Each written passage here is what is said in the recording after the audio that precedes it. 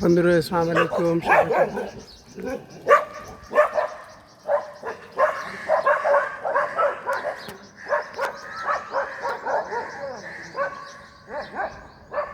কই গেল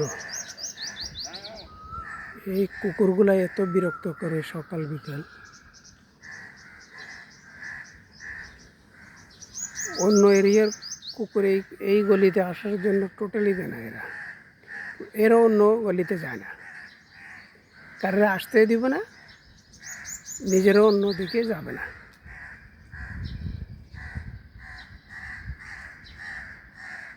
কাকের সাথে সবসময় এদের ঝগড়া থাকে। বাস হ্যাঁ ডগি,